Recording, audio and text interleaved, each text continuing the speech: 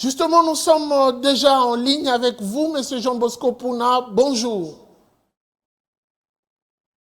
Oui, bonjour. Alors, nous voulons avoir des précisions par rapport à cette reprise de cours. Le gouvernement congolais vient de publier, via le ministère de l'EPST, justement le calendrier réaménagé ou aménagé et confirme la reprise de cours pour ce lundi. Est-ce que les syndicats s'inscrivent dans cette logique?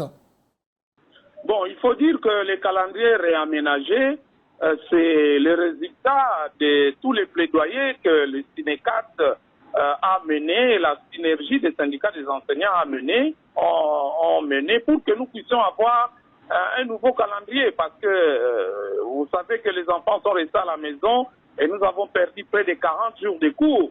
Donc il était c'était un impératif de pouvoir réaménager les calendriers pour que les professeurs, les enseignants puissent récupérer les jours perdus.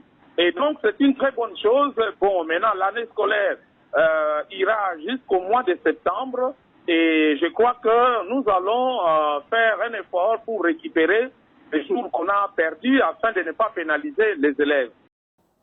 Alors, une autre question, c'est quel est le moral actuel des enseignants? Le moral actuel des enseignants, il faut dire que ce n'est pas facile, mais les enseignants sont à la fois parents. C'est-à-dire que vous savez que cette année, nous avons commencé par une grève qui nous avait pris 30 jours et toutes les revendications n'ont pas été entendues par le gouvernement.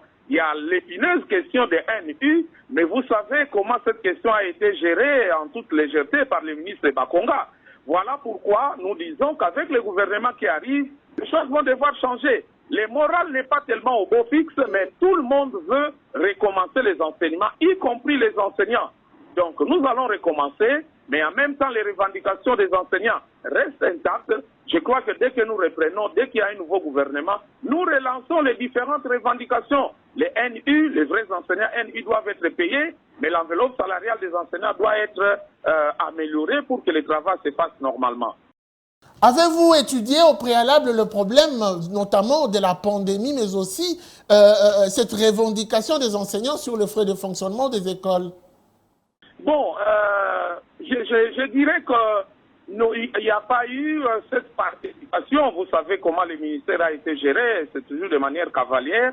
Mais ce qui est bon, c'est qu'il y a des experts qui travaillent sur les calendriers, ils ont fait leur part. Vous voyez au niveau des écoles, il y a des écoles qui n'ont pas désinfecté leurs établissements. Il est important qu'il y ait cette désinfection pour que les enfants n'aillent pas à l'école et tomber malades, même pour le personnel enseignant. Maintenant, il y a cette question, cette problématique des frais de fonctionnement. Nous, en tant que Synécat, en tant que syndicat, nous faisons la pression pour que cela soit libéré, afin que le chef d'établissement soit en mesure de pouvoir mettre à la disposition de tout le monde ce qu'il faut pour que le cours fonctionne normalement. À ce jour, rien n'est encore fait. Nous pensons que le gouvernement va devoir s'y atteler pour que rien ne soit mis comme obstacle en vue de la reprise des enseignements ce lundi. Peut-on s'attendre plutôt à une année inachevée après tout ce qui s'observe, notamment le retard enregistré?